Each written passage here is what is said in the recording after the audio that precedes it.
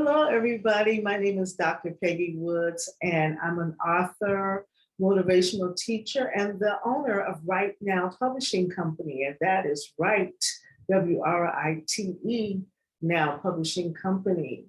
Welcome today. I'm presenting this video to show you how to create and publish a story.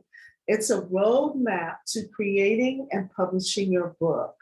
And the reason why I decided to do that is because people consistently want to know, how can I tell my story? We all have a story to tell, and I'm going to help you to write your book in a quick and efficient way. So just hold on, and here we go. So the first thing you want to ask yourself is, what is my purpose? Why am I writing this book? And you want to explore those different reasons why. Maybe it's to teach a lesson or help someone overcome an obstacle, leave a legacy from a historical account. Perhaps it's just for therapeutic journaling, or a collaboration where two or more people come together and write their stories in one book. Something like Chicken Soup for the Soul is a collaboration. So who is your audience? You want to identify your reader to determine who will buy the book. Is it going to be not specifically, but more prone to be for women or for men? What age group are you talking to? Are you talking to millennials, baby boomers? What do you like to do with the book? Do you want to talk about it? Excuse me. Do you want to sell it? And where can you find the audience? Are they on social media? Do they hang out at the mall? Or are they reading the mailers that come in and hanging on the door knockers? Where are they? And this is all going to help you with your marketing. So you use this information to actually target your market. Okay, it's time to get started. Now, what stories do you want to tell in your nonfiction book? So we're talking about a nonfiction book, meaning, book that is true to life. So what stories do you want to tell? I recommend the first thing you do is make a list of the stories that come to mind and that will be presented in your book. And name the story. For example, one story could be the day I climbed my first tree. Another story could be Mom and I went shopping. But name the stories, bullet point them, and continue your list until you have at least 10 stories. And I'll tell you exactly why this works. It's a very organized and efficient way to stay on track, stay focused, and to not mix a lot of different stories together. So you want to bullet point each one as if they were a chapter. And actually, they might end up being a chapter. And so don't forget to include every story. Just start writing your list of the stories. I'll get to that in a minute. So just start your story, writing your list of stories. Now it's time for the story. So you may choose to write, to type, or speak your story. So if you're better at speaking, you may want to speak your story, to a program, Google or something, and transcribe it, type it into to Word, whichever is more comfortable for you. If you choose to transcribe it, make sure you correct the mistakes as you go along. So if you're going to speak it, even if you can even speak it into your text, on your phone, but just get the information down. I'm better at writing, so I choose to write my story. But I'm going to write one story at a time, just one. That story about the day I decided to climb my first tree, that's the only story I'm going to write. And that is very important. Start with your most memorable story because you're going to be inspired to tell that story.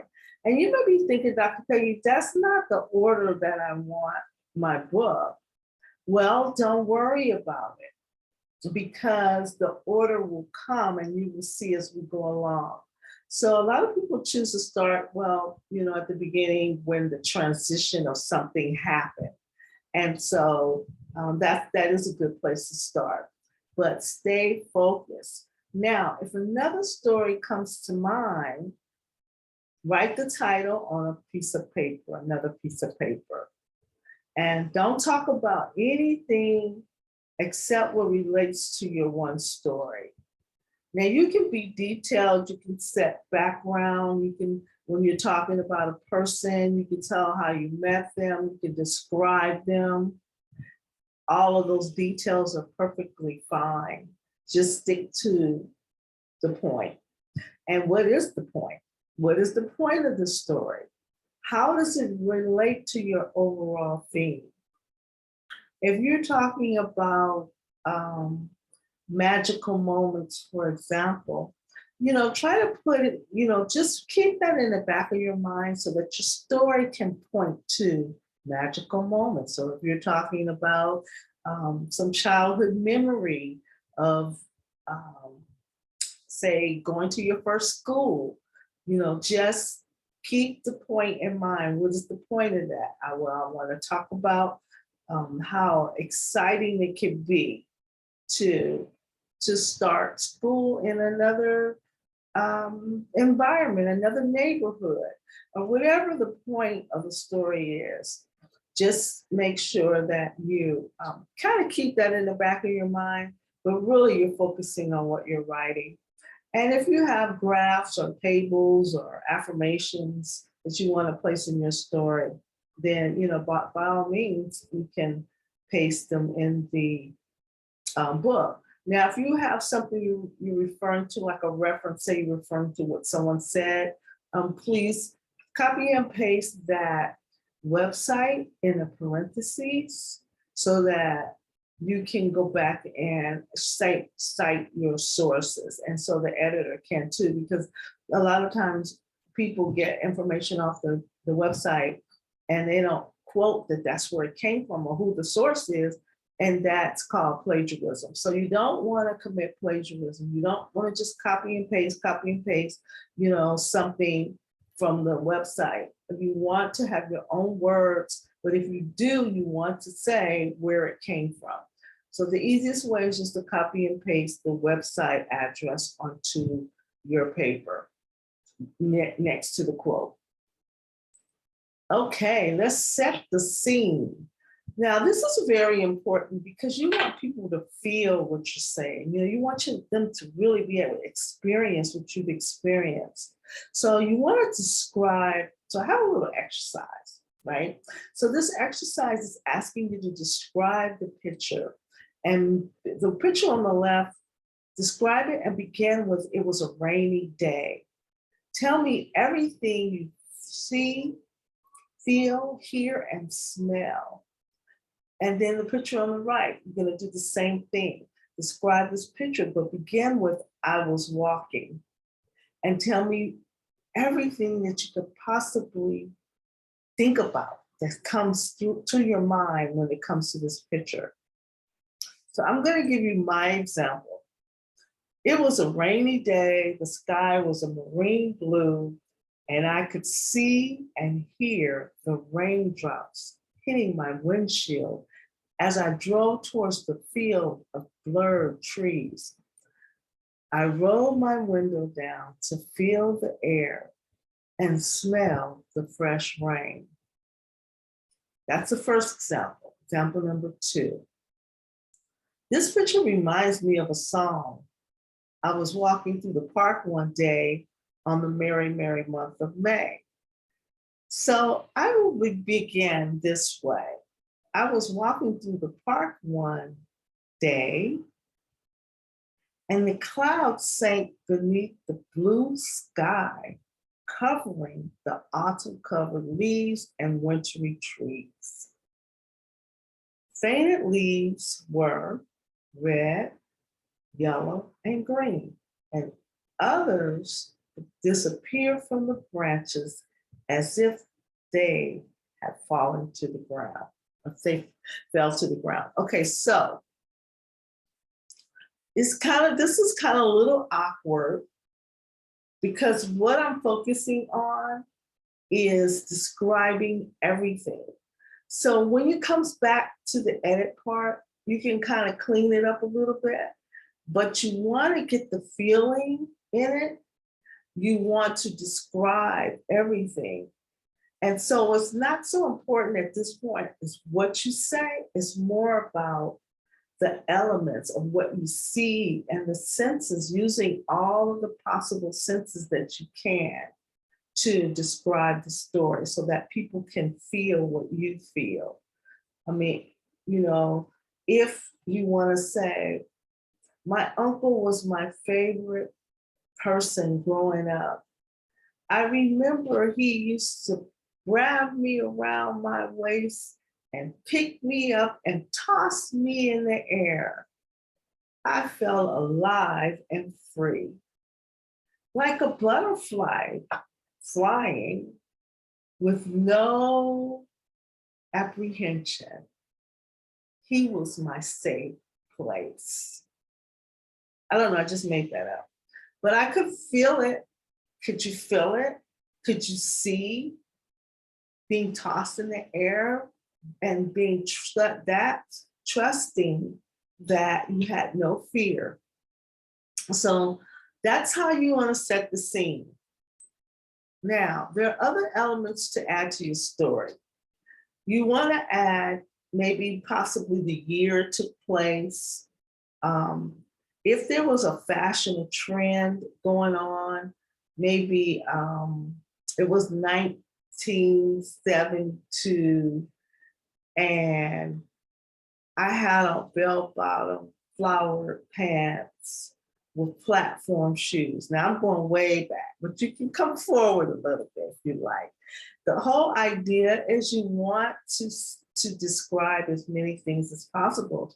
You want to describe people. You want to talk about their hair, the shape of their face, the shape of their bodies. And you see this in a lot of books because people just kind of want you to see that person. They want you to visualize what that person looks like. Describe your feelings whatever possible, how you felt about something, the location, the moral of the story, the lesson you learned. Okay, so you want to end the story and then you want to go to the next story and you're going to start the process all over again. And so it's sometimes what I'll do at the end is after I've done all of my stories and chapters, whatever you want to call them, I will print them. And then I will look at each one, I will spread them out, and I will literally physically put them in order. Now, that's just me because I'm kinesthetic, I like to touch things. But maybe you have that visual, maybe you'll just change the order and put them in order on the computer. However you choose to do it, it's fine. But now is when your story is going to start to come together. Now is when you're going to put the story in order. And you're going to segue from one story into the other. But you'll be able to see how to segue easier once you actually put your story in order. And you're keeping in mind, what is your purpose? My purpose may be to teach a lesson, to help someone. So there you go. Then, I mean, that sounds easy, and it really is, but this is how I found, this is my quick and easy method for writing a story. So I want to give you some nuggets. Stay focused. Remember the purpose of your statements and story. Make sure it's clear. I learned a valuable lesson that day. That's an easy one. People say that all the time. Back up your opinions with facts or say, I believe. It's my opinion. Attach emotion to your words. Feel it, see it, taste it, touch it. In my opinion, there's no such thing as writer's block. If nothing comes to your mind, just take a walk or do something else. And it'll be in the back of your mind, and you'll be surprised when it's time to sit down, you're going to be able to just write it out. And this is really important. Carve out time on a regular basis to write. You may want to get a writing partner, someone who's writing a story too. My niece and I, we used to go to Coffee Bean and sit at 10 o'clock on Wednesday mornings and write our stories. And so it's very easy to write and to then to stop. So you want to get motivated. They have writing programs too. And also they have writing groups, which I'm going to start a writing group. My friend and I, Dr. Diamond, we're going to start a writing group. So we'll let you know a little bit more about that. Now let's get to more nuggets. Having a writing partner, like I said, if you speak better than you write, use audio and transcribe it. Read your story aloud. Whenever you're reading and just going back over it, always read it aloud, because when you read it aloud, you catch mistakes. Use Grammarly software. Grammarly software is really good. You have the power to say, I accept this or I decline this, because sometimes you might want to use your own, your own grammar. Like, you might want to, if you say coming, maybe you want to say coming and not coming. So just let this know, Grammarly is a really good software, and but you have the power to say yes or no. I don't want to accept it. I won't accept it. And always hire an editor. Even professionals are editors. So what I mean by this is, first of all, you always, always, always, always want to hire an editor. An editor will give you clarity, will give you feedback. The grammar errors and grammatical errors are just what they are. But it's more important that your story is clear and that you get feedback on your writing. If you can, have the editor write as right up front. I mean, as you start, they edit. I mean, you could do it that way as well. And then you can get valuable feedback along the way. Now let's talk about publishing your story. So this is a roadmap for publishing your book. What is publish? And I want to take away any misunderstanding about publish. Publish just means to make your work public. You can publish a website, podcast, blog, or YouTube, but in this case, you're publishing a book. You're making your work public. And so these are some of my books. 10 Tips for Power Thinking. It has a workbook with it. 5 Easy Steps to Self-Publishing, and The Image of a Woman from a Hebrew Perspective. And so this particular book, as a matter of fact, you may be wondering why I have the crown behind me. And so I will tell you, the reason I do this because I'm hosting a women's conference, June 5th at 4 p.m. Pacific Standard Time. And it is empowering. It's a women's empowerment conference. And so I'm teaching about the virtuous woman, which is this capable woman. It gives you a lot of information on your DNA, how God really made you to be, so that you will really know that you are powerful beyond measure. You will be surprised. So I hope you can make it. It's only $25. If you get in this month, it's 2 for 1. And so I will give you my phone number for that. It's 323-929-2883 or 310-936-9686. My contact information will be at the end of this video so that you can take advantage of this powerful lesson. It's actually life-changing. So that's why I'm really proud, because you are royalty. Now, so ways to publish your book. Of course, you can have format your book as a print, book, ebook, audible book, audio book, and so digital book, which is ebook. And then, so the sources, there's many sources for publishing, self-publishing. You can use publishing houses, Amazon, TBN, and others. And so I'm going to talk about self-publishing. And if you are interested more, you can email me or call me, and I can send you 5 easy steps to self-publishing. So self-publish your book. Have a professional editor edit your book. I cannot say this more than enough. I can't say this enough. Even me, okay, I've been writing since 2003, 2002, 2001, matter of fact. And that's another story in itself. But I always have an editor edit my book. I would never, even information I send out, I probably should have somebody edit this, but you always want to make sure that you have an editor. And the way I set this up for you to write your story is going to save you money with the editor, because the editor is not going to have to fish through and figure out your point is what you're talking about, why is this over here?